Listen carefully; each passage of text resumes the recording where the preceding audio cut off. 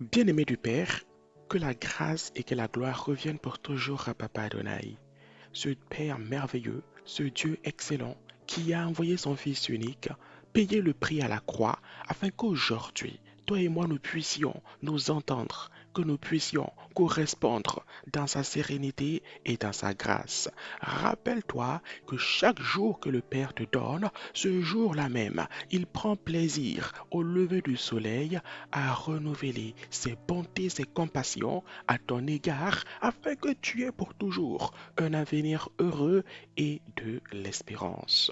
C'est pourquoi, dans cette joie que j'ai à être connecté avec toi, à recevoir la parole de Papa, je t'invite que nous puissions ensemble aller devant le trône de grâce, devant le trône de notre bon Père, pour recevoir de lui le pain de la vie, le pain de la vie qui est sa parole, le pain de la vie qui est la Sainte Bible. Allons manger cette nourriture spéciale, cette nourriture qui vient non pas seulement nourrir nos ventres, mais nourrir notre être intérieur, qui vient édifier notre foi, qui vient nous consoler dans les situations et dans les circonstances difficiles. Cette parole au travers de laquelle nous connaissons la croissance spirituelle et la croissance dans la foi pour davantage plaire à notre Papa Adonai. Mon frère, ma sœur, nous allons ce matin humblement, toi et moi, suivre le Saint-Esprit de Dieu dans un thème qu'il nous donne à toi et à moi, qui est Lève-toi et triomphe, le chemin de succès. Le thème est Lève-toi et triomphe, le chemin de succès. Alléluia. Amen. Que la grâce et que la gloire reviennent toujours à Papa Adonai. Bien-aimé du Père, si tu as la parole de vie à portée de main, je t'invite à la saisir. Je t'invite à l'ouvrir dans le livre d'Exode au chapitre 17 afin que nous puissions la lire ensemble du verset 8 au verset 13. Bien-aimé du Père, Exode chapitre 17 du verset 8 au verset 13. Ici, la parole du Père nous parle du peuple d'Israël conduit par Moïse, qui va arriver à une étape importante de son voyage au départ d'Égypte pour la terre promise de Canaan. Qu'est-ce que le Père veut nous apprendre en ce matin? Qu'est-ce que le Saint-Esprit souhaite nous révéler en ces instants? Bien-aimés du Père, nous lisons ensemble Exode chapitre 17 du verset 8 au verset 13. Nous lisons: Amalek vint combattre Israël à Réphidim. Alors Moïse dit à Josué: Choisis-nous des hommes, sors et combat Amalek. Demain, je me tiendrai sur le sommet de la colline, la verge de Dieu dans ma main. Josué fit ce que lui avait dit Moïse pour combattre Amalek. Et Moïse, Aaron et Hur montèrent au sommet de la colline. Lorsque Moïse élevait sa main, Israël était le plus fort. Et lorsqu'il baissait sa main, Amalek était le plus fort.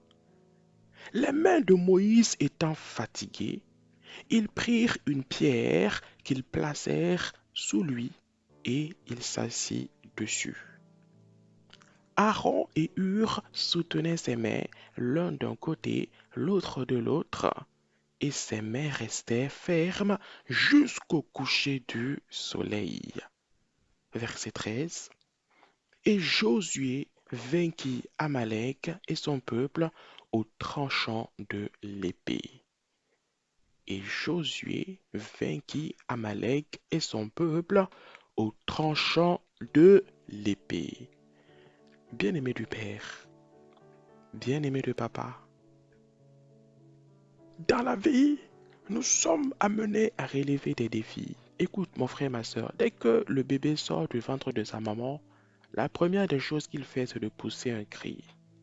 Lorsqu'il sort de cet environnement clos, de cet environnement où il était protégé de tout, de cet environnement où il était nourri, soigné, pouponné, et qu'il rentre en contact avec l'oxygène et qu'il rentre en contact avec cet environnement autour de lui qui devient subitement vaste et presque illimité, alors il se met à pousser un cri fort, un cri strident, un cri puissant, le cri du contact avec l'inconnu, le cri du contact avec le chemin sur lequel il ignore l'issue. Aujourd'hui, mon frère, ma sœur, cela n'a pas tellement changé dans la vie des hommes. Cela n'a pas tellement évolué dans la vie des femmes. Bien-aimé du Père, chaque jour que tu te lèves le matin, tu sais où tu vas, tu sais quand est-ce que tu peux y aller, mais tu ne sais pas comment tu vas revenir, ni à quel moment tu vas revenir. Ton assurance et mon assurance aujourd'hui s'appelle Jésus-Christ. Notre assurance aujourd'hui s'appelle Papa Yahweh. Notre assurance aujourd'hui s'appelle le Paraclet, le Saint-Esprit de Dieu. C'est ainsi que sur le chemin qui menait Israël depuis l'Égypte jusqu'à la terre promise de Canaan, Moïse à la tête du peuple et avec le peuple allaient rencontrer également des péripéties, ils allaient rencontrer également des difficultés, ils allaient rencontrer également des épreuves. Et l'une des épreuves que Moïse et le peuple allaient rencontrer s'appelait Amalek. Mon frère, ma soeur, écoute-moi très bien ici. Écoute-moi très bien. Le Saint-Esprit de Baal me parle du chemin de succès. Le chemin de succès. Oui, mon frère, ma soeur, le succès est un chemin. C'est un chemin qu'il faut arpenter. Le succès ne se déplace pas. C'est toi qui te déplaces pour aller l'arracher. C'est toi qui te déplaces pour aller le prendre, le poser sur ta tête et triompher. Et sur le chemin du succès, le Père souhaite nous partager quelques règles de base. Le Père souhaite nous partager quelques éléments que nous devons connaître de base. Et ici, le Père, au travers de ce passage, nous partage 3 règles importantes de base que nous devons pratiquer sur le chemin du succès. Le Père nous dit, levons-nous et triomphons. Écoute, bien-aimé, un père connaît ses enfants. Un père sait ce qu'il a mis comme ressource dans ses enfants. Écoute-moi, mon frère, ma soeur. Un père ne peut pas demander à son enfant de 5 ans d'aller lui soulever un sac de mil, de maïs ou de riz qui pèse 50 kilos. Parce qu'il sait que la force de l'enfant n'est pas suffisante pour soulever un tel poids. Le père connaît celui qui est sorti de ses entrailles. Alors, lorsque le Père te dit, lève-toi et triomphe, arrête de réfléchir, arrête de calculer, pose ta calculatrice, mon bien-aimé, pose ta calculatrice, mon frère, ma soeur, pose tes papiers, tes longs papiers, pose-les, arrête de te torturer l'esprit, car le Père a calculé pour toi, le Père a déjà résolu l'équation à ta place. Alors lève-toi et applique la solution qu'il t'a donnée. Triomphe, triomphe en appliquant les règles de base qu'il nous partage sur le chemin du succès. Moïse était devant un roi qu'il n'avait jamais connu, qu'il n'avait jamais vu.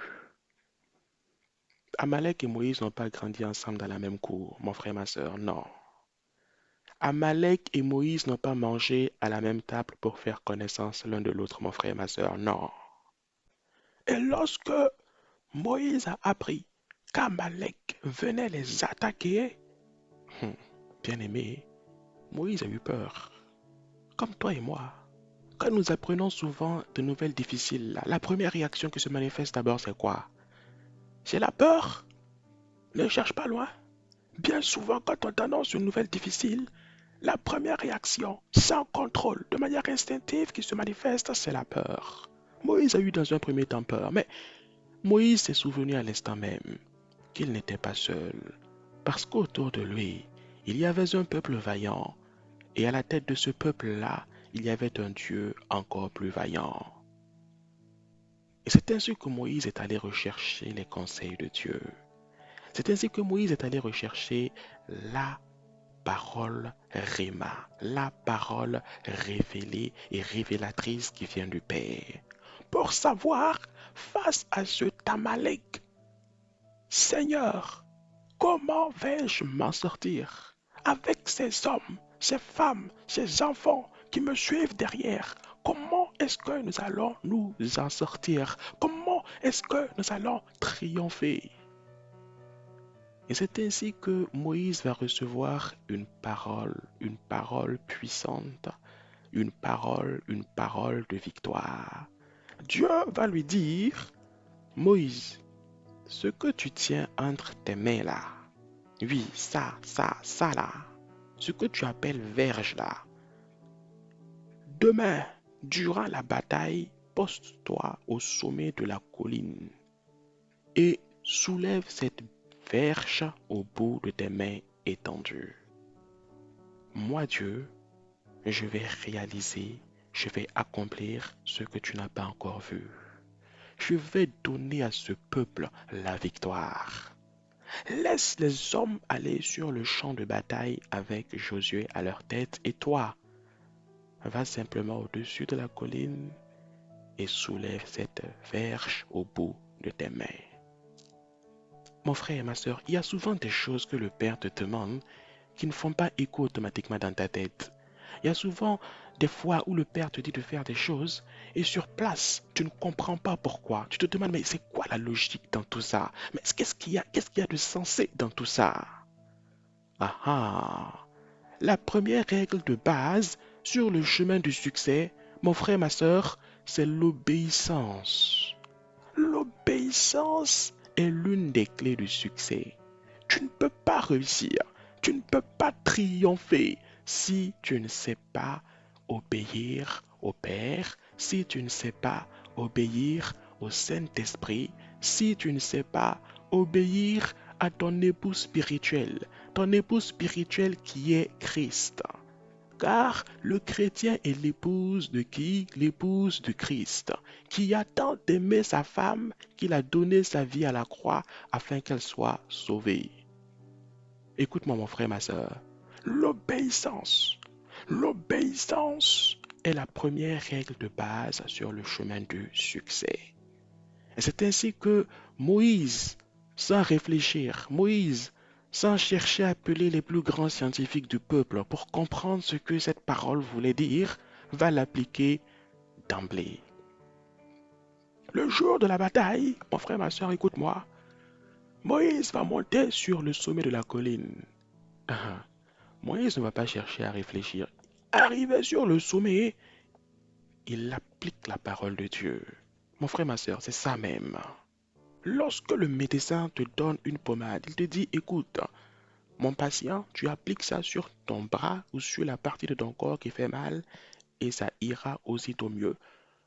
On ne cherche pas à réfléchir pour savoir de quoi se compose la pommade. On ne va pas chercher à connaître les éléments chimiques ou physiques ou naturels ou tout ce que l'on souhaite qui compose la pommade. Non, on prend la pommade et dès qu'on arrive à la maison, on l'applique directement sur la portion du corps qui est souffrante.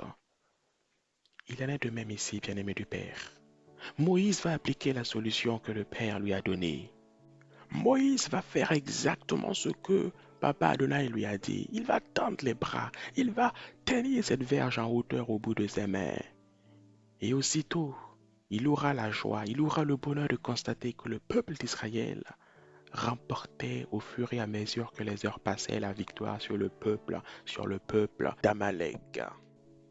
Moïse était donc sur le chemin du succès, bien-aimé du Père. Moïse était sur cette route-là qui avançait petit à petit. Le soleil montait et la journée avançait. Et au fur et à mesure que les heures passaient, il y a quelque chose ici qui va se manifester. Il y a quelque chose ici qui va arriver. Bien-aimé du Père, cette chose s'appelle la fatigue. Écoute, mon ami, l'homme qui dit qu'il ne connaît pas la fatigue ou qu'il n'a jamais connu la fatigue sur cette terre-là, je lui dirais que c'est un homme spécial. À part Samson, qui était nanti d'une force extraordinaire, mon frère, ma soeur, tout homme qui emploie ses forces, tout homme qui emploie son énergie de manière constante, à un moment donné, commence à ressentir de la fatigue. Et c'est ici que le Père nous interpelle. C'est ici que le Père attire notre attention, bien-aimé de papa. Écoute-moi bien. Il arrive des moments où tu ressens la fatigue dans ton ministère, homme de Dieu. Le Père te parle en ces moments, le Père te parle en ces instants. Il arrive des moments où tu ne veux même pas aller sur la chair pour prêcher. Le Père te parle en ces instants, le Père te parle en ce moment. Toi, choriste de Christ, le Père te parle. Toi qui, à l'heure de la répétition, continue d'être chez toi à la maison, à tourner en rond et qui ne veut pas aller à ce lieu de répétition. Le Père te parle en ces instants. Évangéliste, toi qui hésites à sortir avec ta parole, la parole de vie entre tes mains pour aller à l'encontre de ton prochain, le palais de l'amour de Christ. Toi qui l'as fait pendant si longtemps que tu commences à éprouver de la fatigue, le Père te parle en ces moments.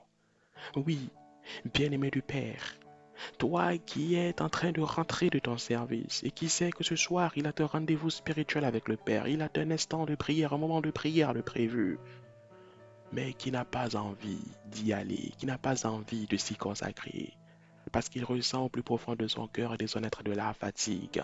Le Père te parle en ces instants. Toi qui ce dimanche matin ne veux pas te rendre dans la maison du Père pour assister au culte et qui préfère rester là couché dans son lit parce que tu ressens de la fatigue, eh bien le Père te parle en ces instants. Le Père te parle en ces moments. Mon frère, ma soeur, le Père ne t'en veut pas de ressentir de la fatigue, non. Le Père ne t'en veut pas d'être fatigué, non. Mais ce que le Père te demande, ce que le Père nous demande, c'est d'être persévérant. C'est d'être persévérant. C'est d'être persévérant. Bien-aimé du Père, lorsque tu réalises un travail physique et que tu es fatigué, qu'est-ce que tu fais? En plus de te reposer, tu cherches à te nourrir, tu cherches à manger, tu cherches à mettre des aliments et des oligo-éléments et des minéraux dans ton corps qui vont aller édifier, qui vont aller fortifier, qui vont aller ressourcer tes muscles et ton corps. Ici, mon frère, ma soeur, face à la fatigue, tu dois manifester de la persévérance. Le Père ne t'en veut pas parce que tu es fatigué. Non, le Père te comprend. Le Père connaît toutes choses. Moïse était fatigué, mais Moïse s'est montré persévérant. Autant que le Père te demande d'être persévérant. Ça, c'est la deuxième règle de base sur le chemin du succès. Face à la fatigue, mon frère, ma soeur, nous devons manifester de la persévérance. Et pour être persévérant, nous devons apprendre à nous nourrir spirituellement. Nous devons apprendre à manger la parole de vie quotidiennement. Écoute-moi, mon frère, ma soeur, c'est la parole de vie qui va venir te donner la force nécessaire pour persévérer au quotidien sur le chemin du succès. C'est la parole de vie qui va venir te donner la force nécessaire pour pardonner à ton prochain, la force nécessaire pour oublier les souffrances que l'on t'a fait inutilement souffrir ou injustement souffrir. C'est la parole de vie qui va venir dans les situations compliquées, dans les situations délicates, faire souffler en toi un vent de consolation, un vent de paix, un vent de sérénité. C'est la parole de vie qui va toujours te permettre de te rappeler de la connexion spirituelle qui existe entre le Père et toi au travers de son Fils Jésus-Christ. C'est la parole de vie qui va te rappeler que chaque jour sur cette terre, tu as un conseiller spécial qui fait de ton corps son temple et qui s'appelle le Saint-Esprit. C'est la parole de vie qui va toujours te permettre, dans toute situation où tu te sentiras perdu, de toujours te souvenir où se trouve le nord spirituel. Et au travers de cette parole, tu connaîtras et tu pourras exercer avec aisance la persévérance. Le chrétien qui ne persévère pas devient une proie facile. Rappelle-toi, bien-aimé du Père, notre Seigneur Jésus-Christ nous l'a dit, le diable ne sommeille ni ne dort. Il fait quoi, bien-aimé du Père? Il passe son temps à rôder en cherchant une occasion propice, celle au moment où tu vas commencer à fatiguer sans persévérer pour t'attaquer. Le diable est un voleur. Et mon frère, ma soeur, les voleurs opèrent principalement durant la nuit. Pourquoi? Parce que c'est en ce moment-là que même les gardiens les plus coriaces commencent à lutter contre le sommeil. Écoute-moi, mon frère, ma soeur. Demeurons dans la parole de vie. Demeurons dans la parole de vie. Ton allié clé, ton allié clé sur le chemin du succès, c'est la parole de vie. C'est pourquoi le Père va te dire que la parole est une lampe à tes pieds. Une lampe qui va servir à quoi? À t'éclairer où? Sur le chemin du succès. Alléluia. Deuxième règle de base, face à la fatigue. Ne sois pas étonné que se manifeste la fatigue. Quand la fatigue se manifeste souvent, bien souvent, les chrétiens sont perdus. Les chrétiens se disent, mais il y a quelque chose là qui ne va pas. Je ne comprends pas pourquoi je n'ai pas ce zèle, cette envie. Je ne comprends pas pourquoi, qu'est-ce qui se passe. Ils paniquent. Non, bien-aimé du Père, ne panique pas. Manifeste la persévérance et nourris-toi de la parole.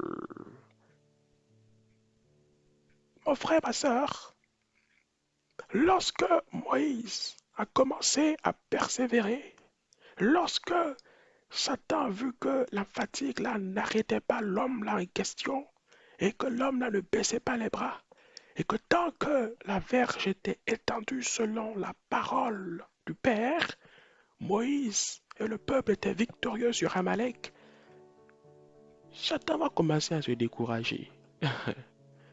Mais il va de plus en plus espérer que Moïse se fatigue davantage. Mais c'est là qu'il y a quelque chose d'extraordinaire qui va se passer, bien-aimé du Père. C'est là qu'il y a quelque chose de magnifique qui va se dérouler et se démontrer, bien-aimé du Père. C'est que la fatigue va gagner de plus en plus l'homme de Dieu. C'est que la fatigue va de plus en plus alourdir les mains de l'homme de Dieu. Ses bras vont faire mal au fur et à mesure que les heures de la journée vont s'écouler. Et il ne pourra plus les tenir toujours élevés. Il va commencer à les baisser. Et au fur et à mesure que ses bras baissaient, le peuple d'Amalek commençait à prendre le dessus sur les enfants d'Israël. Ah. La victoire commençait à changer de camp. Le peuple d'Israël commençait à perdre la victoire face à ses adversaires. Mais il y a quelque chose d'étonnant qui va se dérouler ici. Il y a quelque chose de magnifique qui va se passer ici. C'est que deux hommes qui seront aux côtés de Moïse, Aaron et Hur, vont venir porter les bras de Moïse. Et avant de lui porter les bras, ils vont lui apporter, bien-aimé du Père, une pierre sur laquelle il pourra s'asseoir. Ah. La troisième règle de base que le Père veut nous apprendre ici, bien-aimé du Père, c'est que sur le chemin du succès, nous devons apprendre à compter sur le secours de notre entourage. Écoute-moi, c'est pourquoi la parole nous dit que l'Église est un corps composé de plusieurs membres. Ce n'est pas la volonté des hommes qui a conduit l'Église à se structurer ainsi, non, mais c'est la volonté du Saint-Esprit qui a permis à ce que l'Église soit structurée ainsi. Et c'est pourquoi la parole te dit et me dit que dans l'Église, certains ont reçu le don de vision, tandis que d'autres ont reçu le don de guérison. Certains ont reçu le don de prophétie, tandis que d'autres ont reçu le don de d'intercession. Écoute mon frère, ma sœur, il y a plusieurs dons et les dons ont été répartis entre les frères et les sœurs de manière à ce que chacun vienne compléter l'autre, de manière à ce que les uns dépendent des autres et que nous formons tous ensemble un corps dans lequel les mains viendront nourrir la bouche, un corps dans lequel les yeux constitueront le moyen de vision, de visibilité pour donner au corps l'information, la bonne information du chemin sur lequel le corps doit avancer pour être en paix. Un corps sur lequel les pieds, après avoir compris où se trouve le chemin grâce aux yeux, pourront s'engager sur celui-ci et avancer. Un corps sur lequel chaque membre dépend les uns des autres. Bien-aimé du Père, Moïse, malgré sa grandeur, Moïse, malgré ses connaissances élevées, Moïse, malgré qu'il était l'homme de Dieu à la tête du peuple d'Israël, Moïse saura s'humilier. Moïse saura se rabaisser. Moïse saura mettre de côté son moi personnel pour pouvoir faire équipe avec les autres. C'est pourquoi, mon frère, ma sœur, sur le chemin du succès, l'une des trois règles de base, c'est de savoir compter sur les autres. C'est de savoir dans l'Église du Christ, dans la maison du Père, nous appuyer sur nos frères et sur nos sœurs. Dans les moments de fatigue, dans les moments difficiles, sur le chemin du succès, nous devons faire de l'Église notre deuxième et principale famille. Oui, mon frère, ma sœur, tu as deux familles principales. Ta famille biologique, ta famille physique, mais aussi ta famille spirituelle. Mon ami, mon frère, ma sœur, si Moïse avait joué ici au dur, si Moïse avait joué ici à moi le chef, si Moïse avait joué ici à moi je suis capable de seul, sans avoir besoin de votre aide, sans avoir besoin de votre secours, moi seul j'y arriverai, alors tout Israël aurait connu la défaite ce jour-là. L'humilité nous permet de grandir sur le chemin du succès. L'humilité nous permet d'avancer sereinement sur le chemin du succès. Et c'est ainsi que Moïse, mon frère, ma sœur, s'est humilié. C'est ainsi que Moïse, bien-aimé du Père, a su accepter l'aide de son entourage pour aller de l'avant. C'est pourquoi notre Seigneur Jésus-Christ nous a dit que l'un des premiers et des plus grands commandements était d'aimer qui son prochain comme soi-même. Une église qui demeure dans l'amour mutuel des frères et des sœurs, une église dans laquelle règne le pardon, la bonne entente et la sincérité des uns envers les autres, ne peut être qu'une église victorieuse, ne peut être qu'une église triomphante, ne peut être qu'une église qui donne gloire au Père, ne peut être qu'une bonne épouse qui honore Christ, qui est son époux. Bien-aimé de papa, voici les règles de base que le Père souhaitait nous partager sur le chemin de succès sur lequel il nous appelle à nous lever et à y triompher. Soyons obéissants au Saint-Esprit. Frères, sœurs, face à la fatigue, sachons montrer de la persévérance en nous nourrissant quotidiennement de la parole du Père. Et sur le chemin du succès, sachons apprendre à compter sur le secours de notre entourage. Sachons apprendre à nous appuyer sur nos frères et sur nos sœurs et leur donner aussi notre appui à leur tour au besoin. Rappelons-nous que nous sommes un corps dont les membres dépendent les uns des autres. Voici mon frère, ma sœur, ce que le Père souhaite nous enseigner, ce que le Père souhaite nous apprendre au travers de ce thème. Lève-toi et triomphe, tirez le chemin du succès. Persévérons, marchons toujours avec Papa. Rappelons-nous que nous ne sommes pas seuls, mais que le Père est notre aide et qu'il demeure à nos côtés. Rappelons-nous que nous sommes l'épouse du Christ et que notre époux attend avec impatience et joie ce jour du mariage. Rappelons-nous, rappelons-nous toujours que nous ne sommes pas seuls, car le Saint-Esprit est avec nous et parmi nous. L'Esprit de Dieu fait de nos corps son temple selon la bonne parole de notre Père céleste. Marchons toujours dans les voies du Père, demeurons toujours dans les voies du Père et n'ayons crainte, car ce qui est au-dessus et au-delà de nos capacités est sous le contrôle de notre Père céleste.